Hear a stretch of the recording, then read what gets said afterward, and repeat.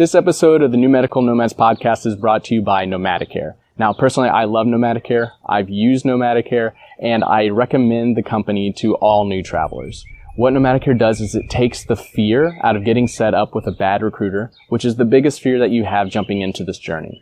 So they sit down, they interview recruiters, they vet them, get them on a list, and then provide them to you as a free service, as a free recruiter matchmaking service in order to get you started on your journey. Now, usually you only get 2 recruiters going through Nomadicare, but being a listener of the show, you can get 3. So this is how it's going to work. You go to nomadicare.com/Dylan. You will get set up with 3 recruiters to be on your dream team, as well as a guide to get you started on your journey.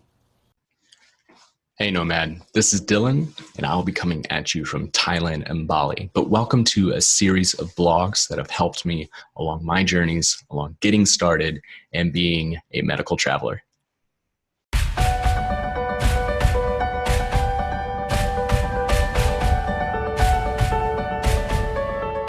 Hello everyone, and welcome to another episode of the New Medical Nomads podcast. I am your host, Dr. Dylan Callier, and today we are talking about the ultimate timeline to getting started with travel. And this is going to be a very, very exciting and insightful episode for me, because I am thinking back to when I was first getting started in this journey. And as I'm getting ready to accomplish the milestone that I had an idea of 4 years ago. And so this is going to be directed at the person just starting out about these crazy ideas, these thoughts of journeys and adventures and creating a life that you want to live and taking that next level and going past the 9 to 5 and doing all this cool opportunistic stuff that we get to do as nomads. And so I am thinking back to when I was surfing from couch to couch, from futon to futon during grad school at my friends. So I didn't have the ability to afford a place to live. So I bounced around, lived out of my car, had all my stuff in there.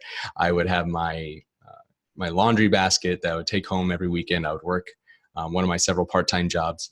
I would come back, have my laundry ready to go. I would every night set up the futon to where I could lay down. Every morning get up, set it up like a couch, get dressed, go to school, go to work, come back, sleep on the futon, repeat until the weekend, go home, do laundry, work, and come back. And while I was doing that, I was reading a book called Vagabonding by Rolf. And this was the book that made me realize that you don't have to be a millionaire in order to travel the world. And so 4 years ago, I had this idea that I want to be a person that gets to go out and explore the world and see all the different cultures, and something that my parents have never done, never left the country, something my family's, I later found out, has been in that same small town that I grew up in since the 1840s, and no one's ever left. And so being able to get out of that town of 2,000 people and going and seeing the world. And so that dream was born. I didn't know how I was going to do it. And then as I made my way up towards graduation, graduated, started meeting people, I started meeting people that were actually living my dreams. And all of a sudden it became this tangible thing that I could accomplish. So you meet somebody who can be a traveler, who can be a medical nomad that goes and works a contract.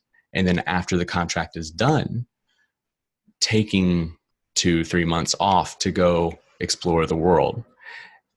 That is what I am about ready to do. This has been my dream for 4 years. I've worked 3 contracts this year, and I'm going to be taking 2 months off, 1 month going to Thailand, 1 month going to Bali. So if this is the very first episode that you've ever listened to, this is something, you're not crazy. It's not unachievable. People are doing it, which means that you can do it too. You don't have to be a millionaire. This is something that almost gets handed to us as medical workers. You know, people who try to create businesses so that they can be nomadic, so that they can work from anywhere. And although it's harder to cross country borders, and depending on the profession that you're in, maybe you can't do that, but you can do it here in the States. And so you get to see all the amazing, cool places here in the States. And then you also don't owe anybody anything when the contract is over. And so you get to take that time off. You get to have that flexibility to go on these adventures. And so if you're watching on YouTube right now, you can kind of see in the background, I got on this side of the screen, I do have my my suitcases, and my backpacks are all packed up and ready to go.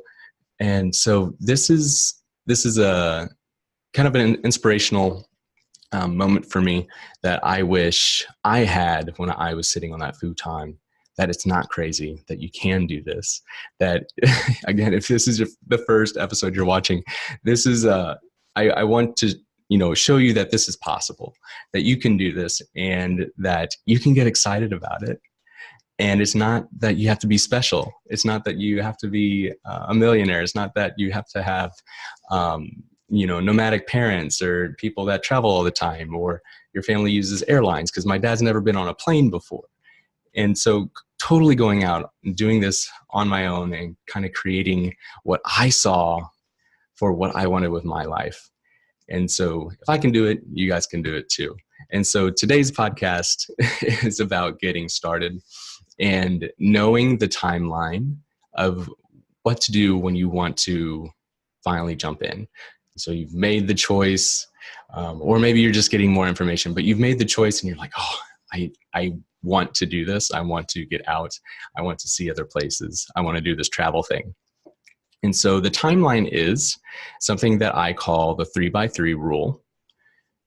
And so depending on what profession you are, if you're a new grad therapist coming out, or if you're a nurse who's been practicing for a little bit, if you are on the side of where you have an empty nest now and you get the opportunity to go out and see the rest of the country, or you know, wherever you're at right now, you need to know that the timeline is the 3x3 rule. And so the 3x3 rule is that wherever you're wanting to go,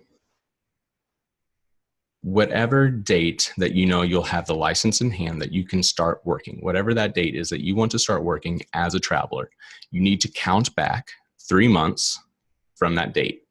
So if you are a new grad, this is a little more complicated because you have to know when your graduation date is. You have to know when boards are.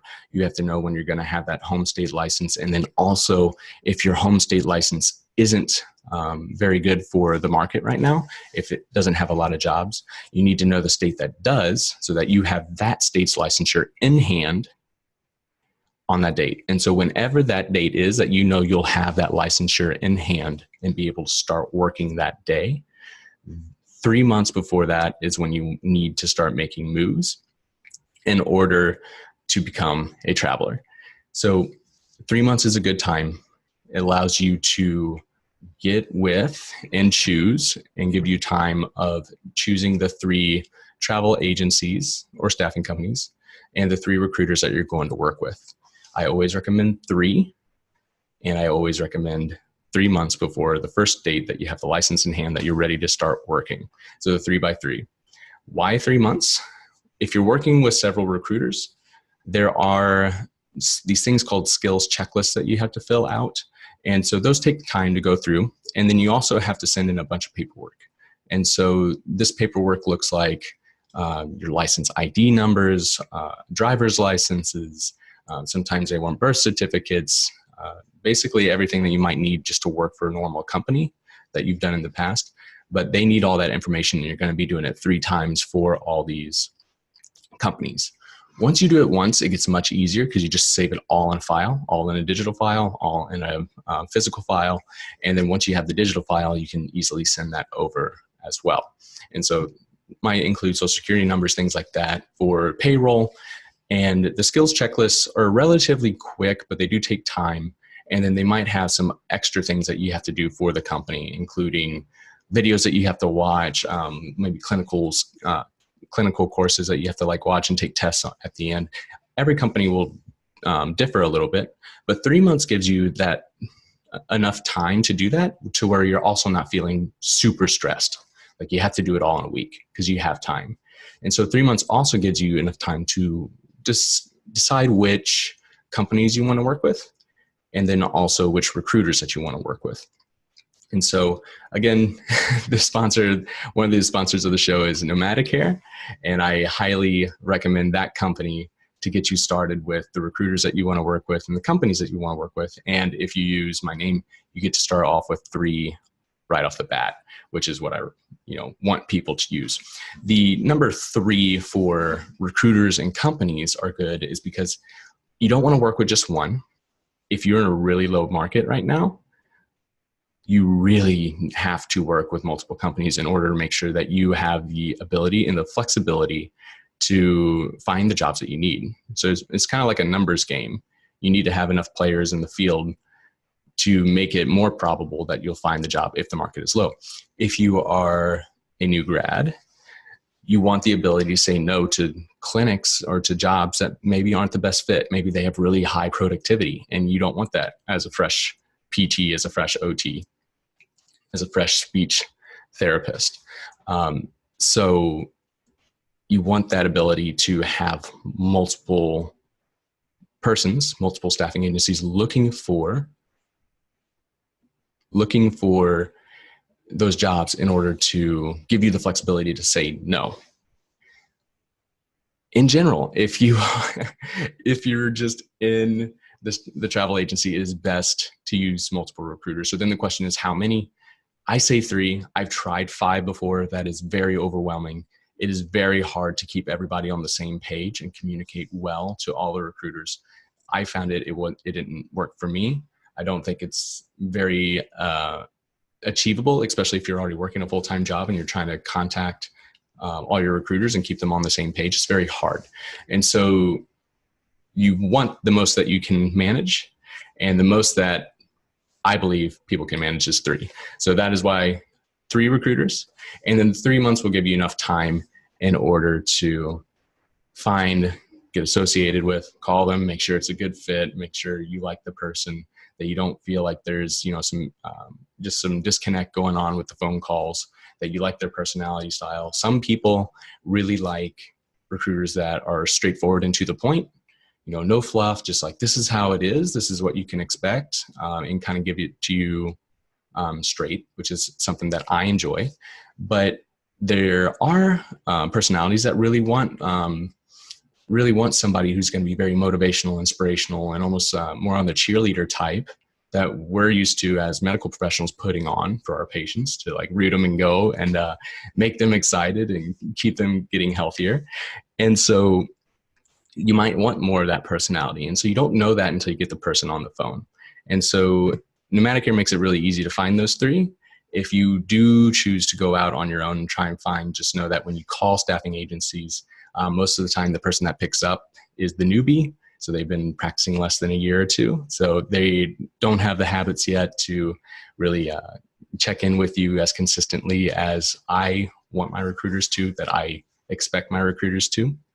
And the burnout is very high for recruiters as well. So usually within that first year, most of them don't make it because it is such a high sales job, and there's such large pressure on them for recruiters to perform.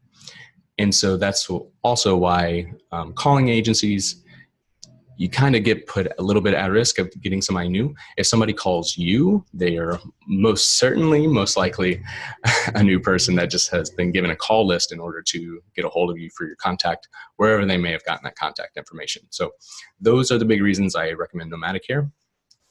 Again, 3x3 rule. So 3 months in advance, the first date that you want to be working, that you'll have your license, that is when you start making moves. And then you want to get at least 3 recruiters. I would say only 3 recruiters on your team. Any more than that, it gets very hard to communicate with all of them and keep them all on one page, because you don't want to end up in a situation where you're talking with one and you forget what you've told everybody, or you've accepted a position, but somebody's still hustling really hard for you and you forgot to tell them that you've already accepted a position, or they get blindsided and they say, oh, I didn't realize you had already submitted somewhere. And then you kind of have to have that conversation. So you want to be very open with all of your recruiters and keep everybody on the same page, because if you're expecting your recruiters to communicate with you very directly, very efficiently, very consistently, then you also have to return those favors. So communicate with them directly and consistently and efficiently. And so that's the rule, guys, the 3x3 rule, the ultimate timeline to get started as a traveler. So that will give you enough time to where you don't feel like you're rushed in order to do all this information. And that will also give you the best chances for finding the best fit of your profession, of your job that you're looking for when you get started on this journey. So that is it, guys. I hope that if this is the first episode you've ever listened to, I hope you're feeling inspired. I hope that you realize that if you're wanting to travel the world, this is absolutely a way that you can do that.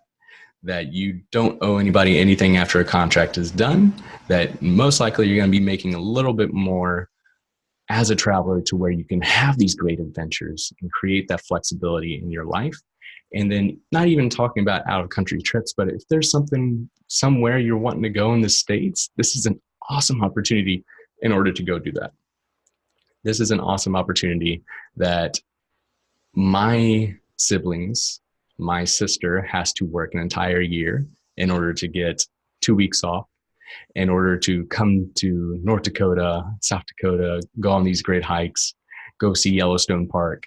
And I am able to go see Yosemite on a weekend. I am able to go to the Golden Gate Bridge on a weekend. I am able to come to San Diego on a weekend and do all this cool stuff that I would never have had the opportunity to do within a typical therapy job, within a typical medical professional job. So you guys can do it. I hope you found this inspirational. I hope you have the first steps in order to get into this. If you have any questions, feel free to contact me, of course, at any time. If you're looking for the next official launch of the podcast, you can go to the New Medical Nomads Podcast Facebook page. If you have any questions, drop them in the New Medical Nomads Facebook group, and we can connect there. And if you were watching this on YouTube, thank you so much. You get to see me in my snapback. And if you were watching or listening on iTunes, Spotify, YouTube, wherever, the likes, the reviews, the subscriptions, the hearts, the comments, the stars, whatever, all that engagement helps more people see this information, which allows us to help more people within this travel community and to get started on their journey and to live the life that they want to live and to live the journeys and write the stories and write the book of what they're wanting to do. So thank you so much, guys, for joining me on this. I am about to get ready on my milestone of traveling the world. And the following episodes I'll be doing are actually going to be me reading blogs that have really helped me along my journey that I've found a lot of value in. So I'm going to be batch recording those and releasing those while I'm out on this journey. So you guys can look forward to that. That will be coming up. And nomads, wanderlusters, all you guys have safe travels.